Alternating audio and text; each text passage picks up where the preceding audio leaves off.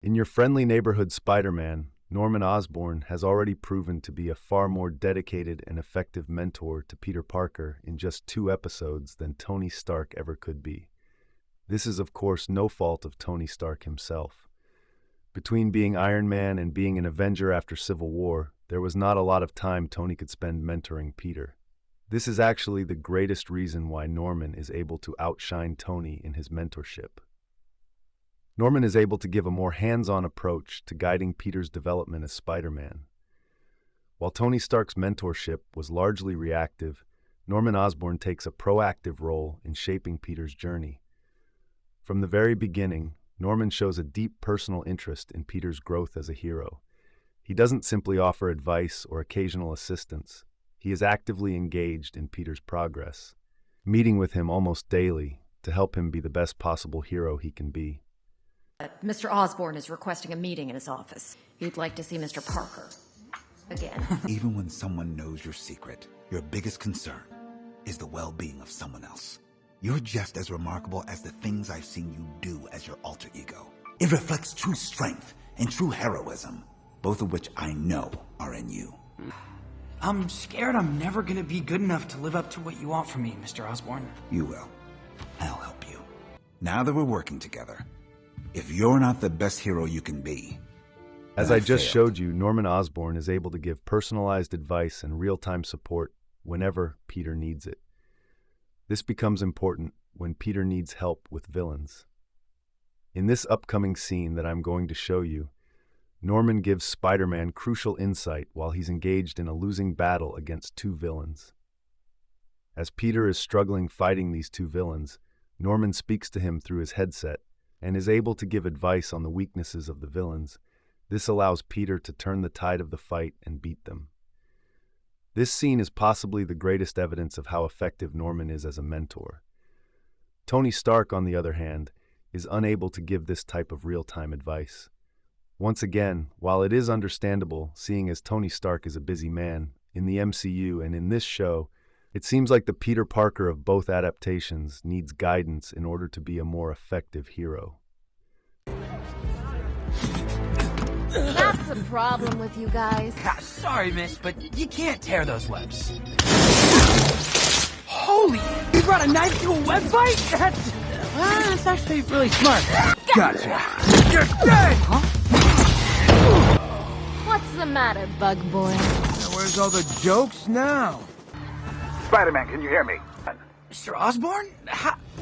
Where are you? I saw a stream online of your current predicament and I figured I could help. Now, I've noticed that your opponents are giving one another a wide berth. Strange, right? Speed boost. Nothing can go that fast without some kind of signal when it goes into overdrive.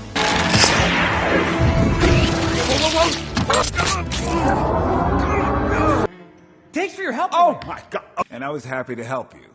Between us, it looks as if you needed it. Furthermore, Norman seems to want to create the best possible suit to fit the needs of Spider-Man. While Tony Stark just gave him an overpowered iron suit with a guidance system to help him figure it out, Norman helped create different variations of spider suits until they got to the finished product. He doesn't just give Peter a suit and expect him to figure it out on his own, as Tony did.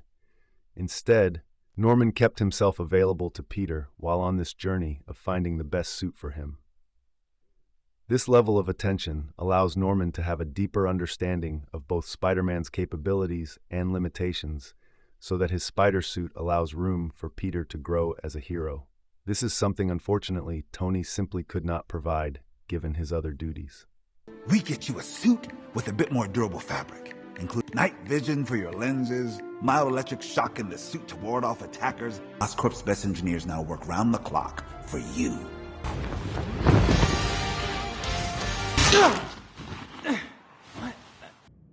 Oh. I'm gonna need to see some other options. Whoa! Way harder to get the hang of than web swinging. The Hornet Pack is more efficient method of traversal. Next, please. Oh, no, hey! Sorry, Mr. Osborn. This suit is another bust. This is Spider-Man. The aerodynamics are top-notch. I'm fireproof? We have a winner, Mr. Osborn. Norman's role as Peter's mentor is rooted in a genuine desire to see Peter become the best version of himself, not merely a tool for a larger cause. Tony Stark's initial recruitment of Peter in Civil War was driven by the need to assemble a team to fight against Captain America and his team.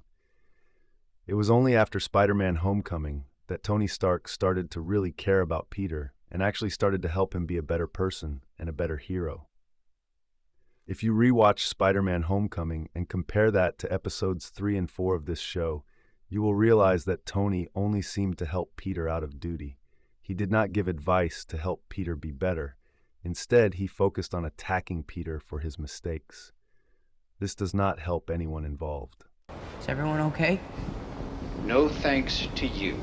I'm 15. No, this is where you zip it. All right, the adult is talking. I just wanted to be like you. And I wanted you to be better. What if somebody had died tonight? Different story, right? Because that's on you. Not working out, I'm gonna need the suit back. Nothing without this suit. If you're nothing without this suit, then you shouldn't have it. Norman, however, genuinely cares about Peter's development as both a person and a hero. His mentorship goes beyond helping Peter defeat villains. It is about shaping Peter into the best Spider-Man he can be. This fundamental difference in motivation makes Norman's mentorship far more effective, as it is grounded in a relationship based on care, rather than obligation. Norman is not a better mentor to Peter because he created a better suit. He is a better mentor because he is always there when he is needed by Peter. If you even cared, you'd actually be here. What do you need? What can I do to make your life easier?